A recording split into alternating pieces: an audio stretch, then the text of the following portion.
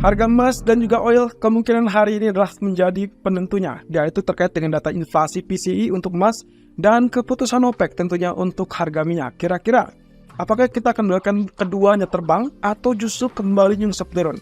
Nah, itu yang akan kita coba lihat lebih dulu dari outlook untuk US dollar dan juga US Treasury yield.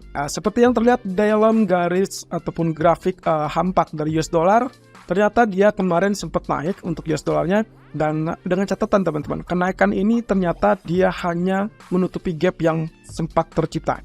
Jadi kemarin itu pembukaannya dia sempat terjadi gap, kemudian dia naik sampai ke level yang kita tandai juga. Artinya sebetulnya secara keseluruhan US dollar masih kecenderungannya mengalami penurunan alias pelemahan. Jadi ini yang akan kita nantikan nanti malam, terutama kaitannya dengan efek akhir bulan. Oke, saya perlu kecil lagi grafiknya. Kalau kita berhitung dari pergerakan yang sebelumnya sudah terjadi, anggaplah saya hitung ini sebagai 1, 2, kemudian ini 3, ini 4, ini 5, maka sebetulnya yang sedang terjadi adalah ini A, kemudian nanti B, lalu kemudian ini C. Jadi ada kemungkinan potensi penguatan dari US dollar, itu pun dengan catatan kalau memang efek akhir bulan yang cenderung memperkuat US dollar. Tapi apakah mungkin data PCE memperkuat US dollar juga? Mungkin saja, kalau memang datanya relatif lebih kuat atau secara mengejutkan jauh lebih kuat dari ekspektasi. Nah, jadi kita lingkari saja, kondisi ini kemungkinan akan mengakibatkan US dollar berpeluang untuk naik ke level 130.50. Tapi jangan lewatkan. Kemungkinan kalau misalkan PCE-nya tetap lebih lemah atau sesuai dengan ekspektasi jauh cenderung lebih turun, maka kemungkinan ini tidak akan kita dapatkan. Malah kemungkinan kita akan dapatkan penurunan lanjutan yang mungkin saja itu akan menjadi isyarat bahwa semakin besar kemungkinannya Fed untuk mengakhiri siklus kenaikan suku bunga. Dan kalau itu yang terjadi, berarti ya kita tentunya melihat dari US Treasury yield-nya juga akan mengalami lanjutan penurunan. Nah, kalau misalnya lihat dari sini, kelihatannya pun ini akan relatif sama ya. Jadi kalaupun terjadi rebound, itulah rebound yang cukup normal sehingga nantinya kita harapkan lanjut penurunan. Nah, tapi lagi-lagi data ekonomi itu yang akan sangat menjadi penunjang. Nah, sementara untuk outlook secara harian atau daily, kelihatannya juga masih tetap turun. Dan ingat bahwasanya kita masih tetap dalam jalur inilah head and shoulder-nya. Jadi kita masih tetap memperhatikan jalur penurunan ini seharusnya jauh lebih dalam. Nah, sampai mana? Kurang lebih kalau kita lihat di sini adalah targetnya. Ketinggian yang sempat tercipta, maka kita asumsikan itu akan terjadi di bagian ini. Dan of course, yang diharapkan adalah penurunan sampai 4,09%. Tapi apa daya, kalau misalkan data berbalik untuk mendukung US dollar ataupun US Treasury yield, kita bisa saja lihat ini rebound.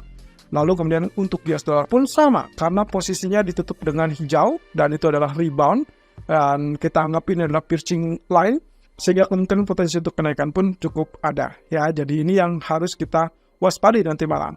Walaupun secara keseluruhan dia masih tetap dalam jalur penurunannya. Jadi kita akan lihat apakah itu pembalikan atau hanya sekedar retrace sementara atau rebound sementara. Kemudian kalau kita perhatikan dari grafik pound sterling teman-teman, meskipun kemarin sempat turun, ini penurunannya persis dengan apa yang kita harapkan ya. Kemarin dia turun sampai level kurang lebih 1.26630-an. Lalu kemudian dia rebound kembali naik, tapi sekarang ini kelihatannya agak stagnan. Oke, kita lihat terlebih dulu. Di grafik daily-nya, kecenderungan dia untuk mengalami kenaikan sebetulnya masih tetap ada, walaupun kemarin ditutup dengan candlestick yang kita sebut mungkin spinning tops ya. Apa betul spinning tops? Kalau kita lihat di sini, sebetulnya ini agak kurang berimbang ya. Tapi kita anggap saja ini spinning tops, artinya pergerakan selanjutnya akan sangat bergantung dari pergerakan hari ini, yaitu apakah dia akan ditutup lebih tinggi daripada high sebelumnya, atau justru bergerak turun lebih rendah dari low sebelumnya. Kalau misalkan bergerak lebih rendah dari sebelumnya, maka kemungkinan yang paling dominan di kemudian hari adalah correction ataupun penurunan. Apalagi setelah kenaikan 1, 2, 3, 4, dan kita anggap saja yang kemarin adalah hari kelima. Nah, sementara kalau misalkan dia bisa lebih tinggi, ditutup lebih tinggi daripada high sebelumnya, maka yang dipastikan adalah dia akan melanjutkan kenaikan, dan itu persis dengan apa yang kita perkirakan kemarin, yaitu mengincar areal 1.28. Dan ini adalah yang paling reasonable menurut saya. Kita tengok seperti di grafik weekly. Kondisi MA200 ini juga masih tetap terbuka. Jadi kita anggap bahwa target utamanya adalah ke sana. Oleh karena itu, di grafik keempat setelah rising wedge kemarin gagal, yang ditandai dengan garis merah ini, kita sudah menggunakan garis biru sehingga sekarang kita asumsikan bahwa zona ini adalah zona sideways yang akhirnya kemungkinan kita akan berharap ini adalah tembus zona resistennya. Jadi kalau ini yang terjadi, maka sangat wajar targetnya adalah 1.28400-an. Itu bisa saja terjadi, terutama kalau misalkan US dollarnya mengalami pelemahan di malam hari. Tapi kalau tidak, hati-hati, penurunan di bawah level 1.2660 ataupun 1.2620 itu akan membuat dia turun lebih lanjut. Jadi hati-hati teman-teman, kondisinya masih 50-50 terkait dengan doji candle yang ada di grafik daily. Nah, sementara untuk crude oil, Anda harus lihat dengan jeli posisi kenaikan ini apakah mampu lanjutkan kenaikan di atas level 78.90 apa tidak. So far, kenaikan tersebut tertahan di level 78.36. Jadi ada sekitar 0,9 ataupun 0,6 lebih tepatnya yang mungkin menjadi pembeda apakah ini akan terjadi kenaikan apa tidak.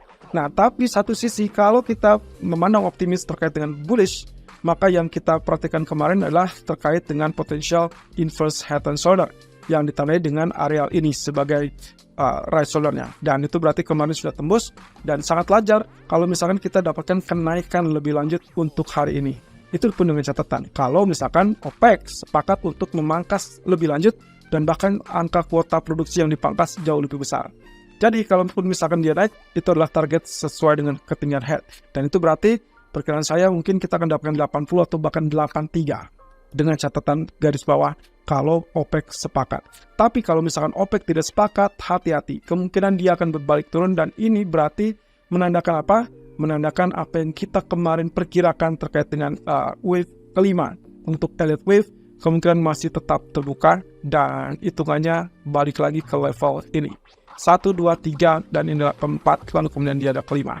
Jadi nantinya barulah kita akan dapatkan level di bawah level $70 untuk strong buy ataupun strong demand. Nah, di grafik keempatnya, untuk sementara waktu kita asumsikan karena gosip ataupun rumornya mengatakan akan ada kesepakatan, maka kita harapkan inilah lanjutan kenaikan sampai yang terdekat level 79.80-an. Hati-hati, hanya dua kemungkinannya.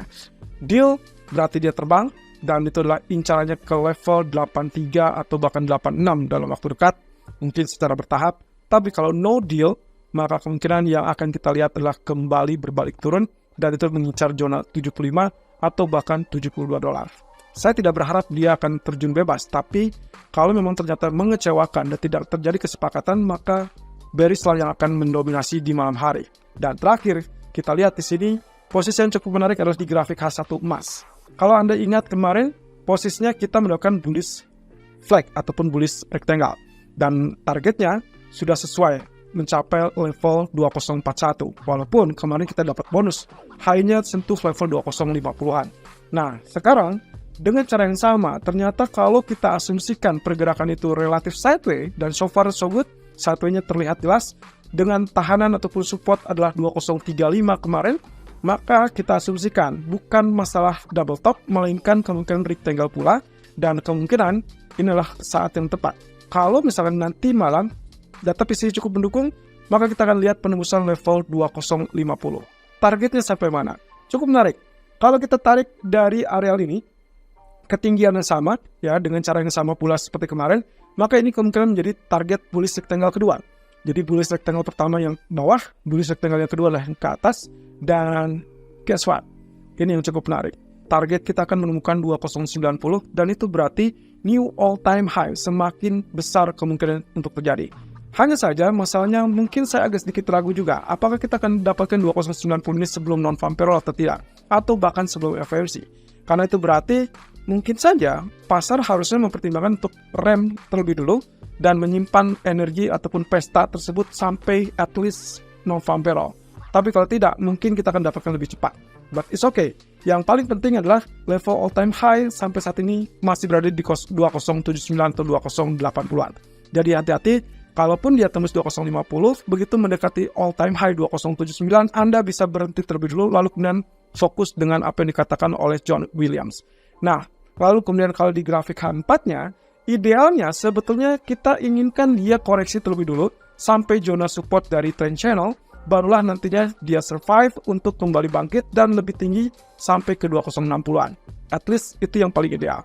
Oleh karena itu, kalaupun kita lihat pergerakan kemarin, sebetulnya penurunannya sudah sesuai. Karena dia berhenti nyaris di level 50% dari long white candle ini. Tapi juga ini sudah cukup bagus, 2035. Jadi yang paling ideal, Anda bisa melakukan buy di antara 2035 sampai 2040. Atau yang lebih ideal lagi 2027, 2030. Kenapa? 2027 adalah zona level resisten sebelumnya yang sudah berhasil tembus sewaktu di masa ini. Jadi itu yang akan menjadi level support yang paling bagus. Stop loss sebaiknya Anda tempatkan di bawah level 2025. Ini dengan catatan, begitu dia turun, bukan masalah dia akan terjadi bearish, tapi dia hanya reversal sementara, dan kita akan nantikan efek dari end of month mungkin saja bisa menekan ke level 2007 atau bahkan lebih rendah. Tapi yang saya harapkan adalah kemungkinan koreksi itu hanya bersifat sementara, dan akhirnya pesta akan terjadi saat non-farm payroll, itu pun dengan catatan kalau non-farm payroll-nya relatif lebih rendah. Dan terakhir tentunya pendukungnya adalah grafik daily yang menunjukkan kenaikan tersebut sebetulnya sudah bisa dibilang nyaris overbought.